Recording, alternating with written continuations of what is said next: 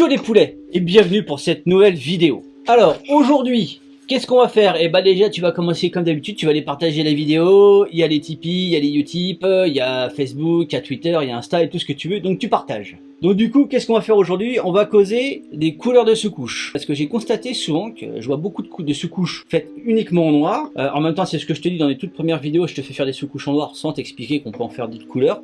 Donc du coup, on va rectifier le tir. Donc ce qui serait bien au bout de... Mais au noir 6 ans de chaîne, hein. J'ai mis 6 ans pour rectifier le tir.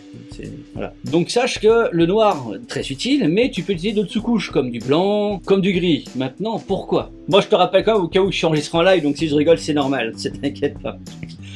Donc on va commencer par la couleur la plus connue, le noir. Donc c'est vrai que son avantage du noir, c'est que tu peux pouvoir pour le CNCA, on va rester en thème CNCA pour le coup, parce que c'est ce que je bosse en live en ce moment, et ce soir c'est la CNCA, donc c'est le moment.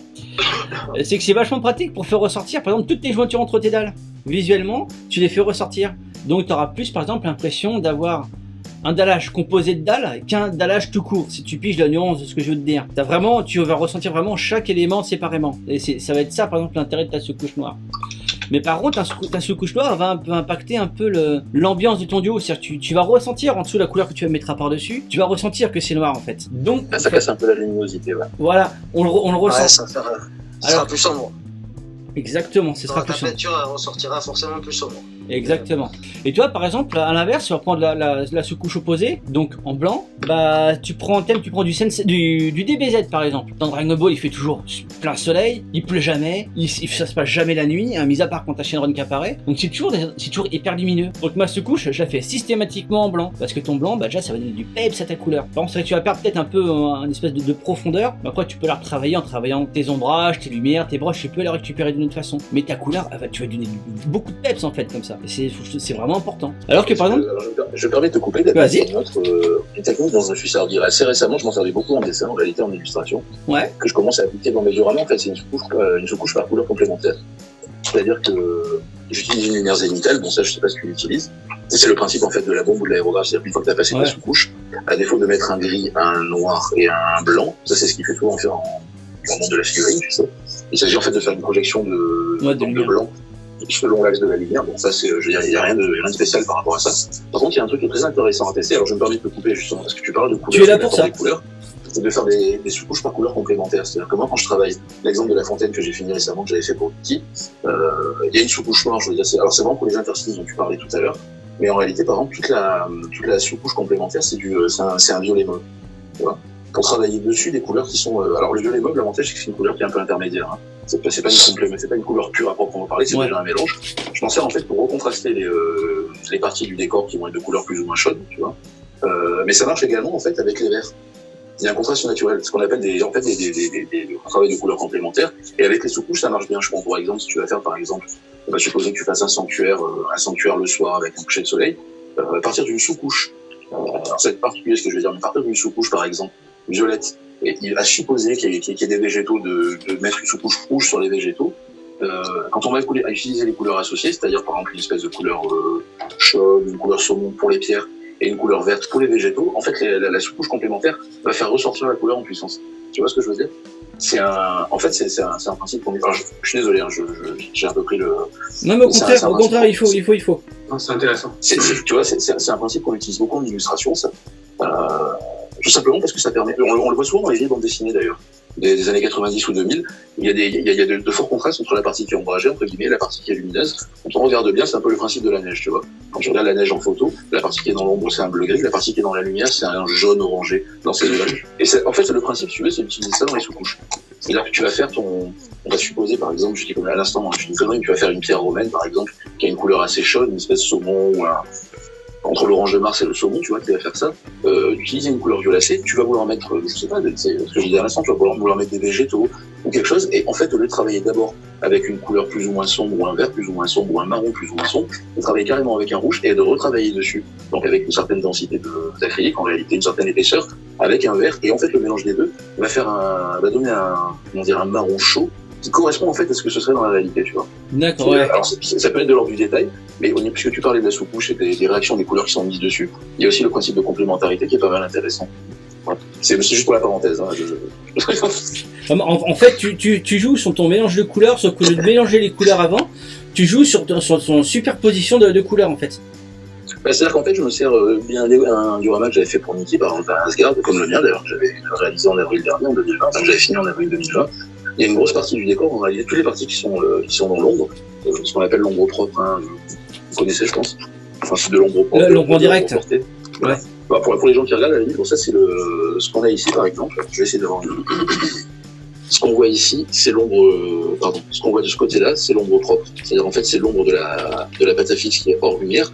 Si maintenant l'ombre si l'ombre se projetait sur mon doigt, c'est l'ombre du volume, ce qu'on appelle l'ombre portée. Ce que je fais dans mes dioramas, en règle générale, c'est que on a tous tendance à le faire.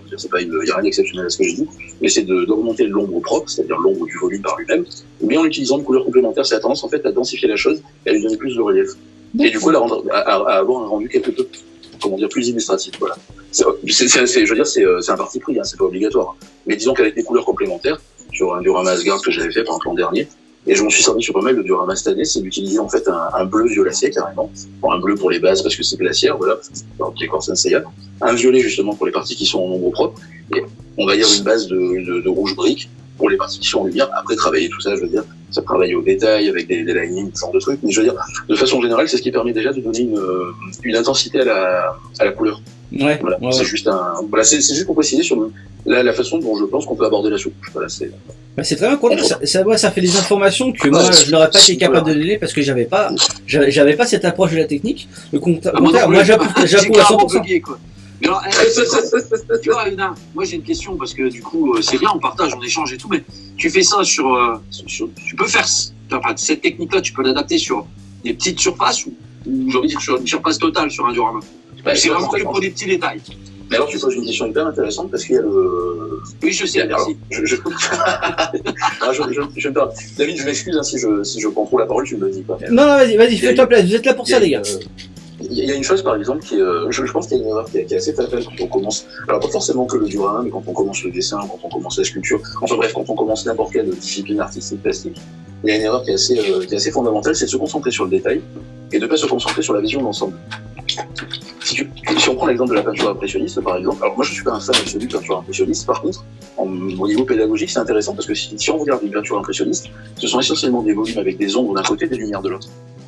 Et ce qui est intéressant, c'est que l'œil, sans avoir tous les détails, on regarde une peinture impressionniste de type, je sais pas, Cézanne par exemple, hein, on va regarder ça, on n'a pas le détail de la pierre ou autre, par contre l'œil comprend, parce qu'il identifie, en fait ce que repère l'œil en premier lieu, chez un humain, en règle générale, je prends un exemple tout con que les potes du squad le connaissent déjà, je l'ai souvent sorti, là je m'adresse à tout le monde, c'est-à-dire, on est en train de traverser, on est tous les potes comme ça, on est en train de traverser, on sort d'une convention, et puis il y a un connard qui passe à fond en bagnole, comme ça, avec une Ferrari rouge, un gros modèle et tout. Je veux dire, le premier truc qu'on va noter, c'est pas le détail de la voiture, mais s'il y a quelque chose c'est un certain volume avec un mouvement rapide rouge qui est passé devant nous. Instinctivement, ce qu'on va imprimer de la scène, c'est ça. Et en fait, c'est le même principe avec les couleurs dans un diorama, même si c'est pas en mouvement, et que c'est donc un élément posé. Ce qui se passe en réalité, c'est que, pour répondre à ta question par rapport aux détails, je vais y venir. Si on se concentre sur les détails, on prend le risque en fait de faire du maniérisme. Alors c'est pas forcément moche, mais il faut être sûr de son coup. Il y a des détails qu'on peut vouloir relever. Je sais pas, hein, il peut y avoir un élément du décor qu'on veut faire ressortir, qu'on veut mettre en lumière. Donc là, c'est une technique de peinture à proprement parler, qu'on connaît tous. Hein, je veux dire, il s'agit de faire des linings, d'augmenter le blanc ou un certain brossage ou une finition avec un pinceau fin, peu importe. Mais de façon générale, moi, la façon dont je considère tout ça, c'est que, comme l'histoire du mouvement dont je parlais avec cette voiture à l'instant, ce que je considère en général, c'est la vision d'ensemble, de l'intérêt de prendre du recul en fait quand on travaille, de prendre un recul dessus. Et il y a un truc qui marche très très bien. Alors, pour bien voir, en fait, il faut moins bien voir. C'est-à-dire qu'en fait, regarder la chose en plissant les yeux. C'est-à-dire qu'en plissant les yeux, on floute notre propre vision. Et ce qui se passe, en fait, c'est qu'on voit les volumes généraux d'ombre et de lumière. Tu vois. Et je pense qu'après, on peut venir au détail. On peut éviter de surcharger le détail parce qu'il y a beaucoup de gens qui commencent dans le diorama, ce qui est une bonne chose, hein, c'est pas le sujet, mais qui ont tendance à vouloir accentuer le détail. Et le problème du détail, c'est que c'est vite tape à l'œil, mais ça peut foutre en l'air la cohérence d'ensemble. Ouais, ça va capter ton regard et pas. Mais c'est ça en fait. C'est-à-dire, en fait, si tu fais une course, pardon pour la critique, je veux dire. Si on fait une course au pouce levé, je veux dire, ça va être, je mets des détails partout, mais c'est pas ça qui est censé. Savoir mettre des détails au bon moment, ça peut être fabuleux. Il peut y avoir besoin d'un élément avec beaucoup de détails parce que c'est important. Je veux dire, alors je vais parler un peu du collectif justement. Mais il y a un spécialiste de ça, par exemple chez nous, c'est Nico Secchio. C'est-à-dire que lui, quand il met un détail, il le justifie. Voilà. Il y a une façon de travailler ces détails qui est justifiée. Il les pose là où il faut, il les met en valeur là où il faut. Parce qu'il y a un jeu avec la lumière, il y a un jeu avec les lignes.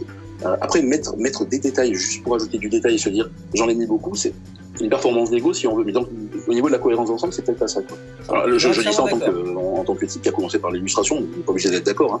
Mais donc, pour répondre à ta question, je pense que la chose importante, c'est d'avoir déjà un ensemble avec un beau mouvement de belle masse équilibrée entre l'ombre et la lumière, par exemple. Ouais, c'est une histoire de sensibilité, il y a toujours des variables, je veux dire, mais travailler avec des masses équilibrées, et puis après, peut-être se permettre d'aller vers le détail. Voilà, ça c'est juste une... Et d'ailleurs, je finirai par ça. Pardon. Du coup, il faut pas négliger, du coup, en fait, c'est ça que c'est bien, il faut pas négliger la couleur d'ensemble pour pas se focaliser que sur les détails, mais sur l'ensemble du diorama. En tout cas, je te cache pas que moi, c'est le, comment dire, c'est l'approche que j'aurais eue. D'accord. Parce que moi, ce qui m'a quand même interpellé, c'est, moi, je travaille avec une plaquette chromatique, comme je pense les trois quarts. Et alors je sais plus trop que j'arriverai pas à remettre dans l'ordre, mais tu as commencé à me sortir des couleurs en termes de sous-couches. Pour donner plus d'intensité, et pourtant c'est des couleurs qui sont carrément à l'opposé, je trouve. Oui, c'est pas moi. Mais c'est une superposition de couleurs. Oui, mais c'est le principe. C'est le principe des complémentaires. Je veux dire, c'est très classique, hein. On a les trois couleurs primaires, c'est-à-dire le bleu, le jaune, le rouge. La couleur complémentaire du bleu, c'est toujours le mélange des deux autres mélangés. D'accord. Okay. C'est-à-dire qu'en fait, c'est le rouge et le jaune, c'est le orange. D'ailleurs, c'est l'exemple que je citais tout à l'heure avec la neige. T'as le bleu d'un côté ou le bleu violacé dans l'ombre, on va dire. Et côté lumière, t'as l'orangé. Et en fait, la couleur complémentaire, t'as toujours ces trois couleurs de base. Alors attention, après, il y a les couleurs ternaires, il y a toute une série de séquences qu'on connaît justement avec la palette chromatique. Mais je veux dire, au départ, t'as ce triptyque pour dire, t'as cette trinité de couleurs, tu vois, avec ce bleu, ce jaune et ce rouge. Tu vas faire un rouge, tu veux finir avec un rouge, idéalement, si tu veux une sous-couche qui fait ressortir, ou au moins une sous-couche dans les parties ombragées, c'est-à-dire dans l'ombre propre dont je parlais tout à l'heure, c'est de faire un vert.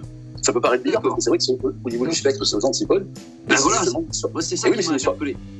Parce que c'est des complémentaires, donc tu peux les associer. C'est ça. Ah oui, tout à fait. Mais dans l'absolu, tu n'y penses pas tout de suite, quoi. Je veux dire, tu te dis pas, bah tiens, je vais faire une sous-couche de cette couleur-là pour redonner de l'intensité. Et ben, tu vois, c'est ça c'est le concept, en fait. Je peux faire une démonstration rien qu'en regardant ton visage. C'est-à-dire que si on regarde ton visage, par exemple, on a une partie ici qui est plus sombre, on a une partie ici qui est éclairée avec les blancs au niveau de la caméra. Et si on regarde bien au centre, on a une espèce de marron ici.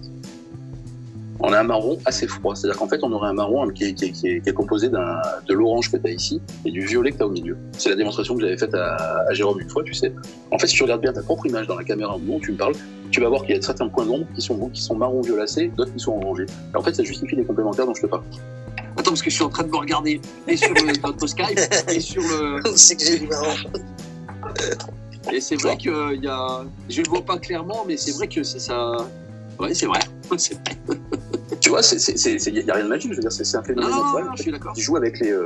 Alors après, évidemment, quand tu vas travailler une peau ou autre, je digresse un peu, je suis désolé, mais tu vas avoir tendance à nuancer certaines choses. C'est un technique, on va dire. Mais de façon générale, la démonstration que je viens de faire, c'était juste pour expliquer qu'en fait, on l'a sous les yeux, et que des fois, on n'y est pas attentif parce qu'on a une croyance en la couleur, on croit que ça ressemble à ça. On nous dit par exemple qu'un arbre c'est vert et qu'un tronc c'est marron. C'est pas faux dans l'absolu, mais dans le marron de l'arbre, on va trouver du gris, on va trouver du noir, on va trouver du vert, on va trouver du bleu froid. En réalité, quand tu l'observes de près, tu as plusieurs types de vibrations chromatiques dans une structure. Alors surtout dans les structures naturelles ou les structures usagées, par exemple, tu as beaucoup d'éléments chromatiques comme ça qu'on remarque pas dessus parce qu'on a une idée reçue sur ce que devrait être une couleur et on n'est pas attentif. Et c'est pas une critique, hein, je veux dire. Mais quand on parlait de détail tout à l'heure, là par contre, au niveau de la couleur, le détail est important. C'est-à-dire de faire attention à ça.